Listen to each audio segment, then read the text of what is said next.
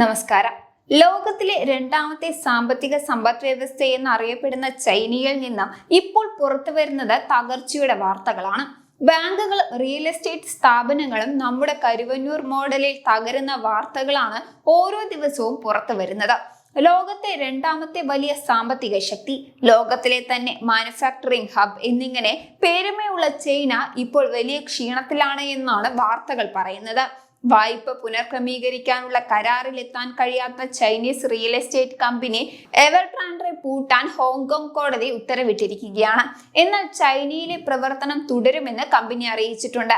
30,000 കോടി രൂപയ്ക്ക് മുകളിലാണ് എവർഗ്രാൻഡെയുടെ കടം. വായ്പാ ദാതാക്കളായ ടോപ്പ് ഷെൽ ഗ്ലോബലാണ് 2022 എവർഗ്രാൻഡിനെതിരെ കോടതിയിൽ പോയത്.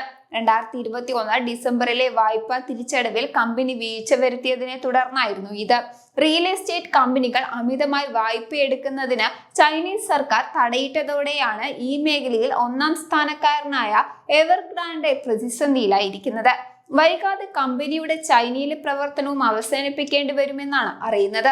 ഏഷ്യയിലെ അതിസമ്പന്നരായ വനിതകളുടെ പട്ടികയുമായി 2022 ഒന്നാമതെത്തിയ റിയൽ എസ്റ്റേറ്റ് രാജ്ഞി യാങ് ഹുയിന്റെ കൺട്രി ഗാർഡൻ ഹോങ്ടിങ്ങും പ്രതിസന്ധിയിലാണ്. 2023 ഓഗസ്റ്റിൽ പുറത്തു വന്ന റിപ്പോർട്ട് പ്രകാരം ചരിത്രത്തിലെ എക്കാലത്തെയും വലിയ നഷ്ടത്തിലേക്കാണ് ഒരു കാലത്ത് ഏഷ്യയിലെ ഏറ്റവും വലിയ കോടീശ്വരിയായിരുന്ന വ്യക്തിയുടെ നേതൃത്വത്തിലുള്ള കമ്പനി കൂപ്പുകുത്തിയത്.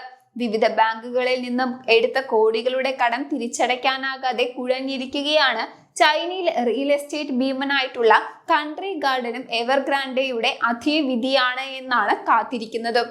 ഈ സമയത്ത് ചൈനയുടെ തകർച്ച ഇന്ത്യക്ക് ഗുണമാവുകയാണ്. ആഗോള സമ്പദ് വ്യവസ്ഥയിൽ വൻ കുതിച്ചുചാട്ടത്തിനൊരുങ്ങിയിരിക്കുകയാണ് ഇന്ത്യ എന്നാണ് ആഗോള മാധ്യമങ്ങൾ പറയുന്നത്.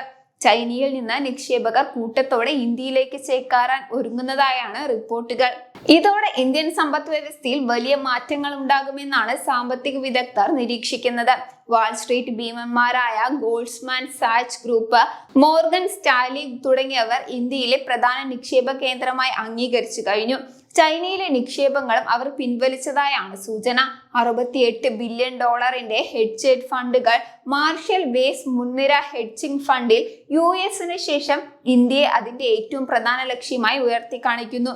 സൂറിച്ച് ആസ്ഥാനമായിട്ടുള്ള വോണ്ടോബെൽ ഹോൾഡിംഗ്സിന്റെ ഒരു വിഭാഗം ഇന്ത്യയെ അവരുടെ എമർജിംഗ് മാർക്കറ്റ് ഹോൾഡിംഗ് ആക്കിയിട്ടുണ്ട്. ജാൻസ് ഹെൻഡേഴ്സ് ഗ്രൂപ്പ് ഇന്ത്യയിൽ നിക്ഷേപത്തിന് ശ്രമിക്കുകയാണ് എന്നും ജപ്പാനിലെ യാഥാസ്ഥികരായിട്ടുള്ള റീറ്റെയിൽ നിക്ഷേപകർ പോലും ഇന്ത്യയെ നിരീക്ഷിക്കുന്നുവെന്നും ബ്ലൂംബെർഗ് റിപ്പോർട്ട് ചെയ്യുന്നുണ്ട്. ഏഷ്യയിലെ വൻ ശക്തികളായ ഇന്ത്യയുടെയും ചൈനയുടെയും സമ്പദ് വ്യവസ്ഥയെ നിക്ഷേപകർ അതിസൂക്ഷ്മമായാണ് വിലയിരുത്തുന്നത്. നിക്ഷേപകരെ ആകർഷിക്കുന്നതിനായി ബഡ്ജറ്റിൽ ഉൾപ്പെടെ നിരവധി പ്രഖ്യാപനങ്ങളാണ് കേന്ദ്ര സർക്കാർ നടത്തിയിരിക്കുന്നത്. ഈ ഉണർവ് ഇന്ത്യൻ ഓഹരി വിപണിയിലുമുണ്ട്.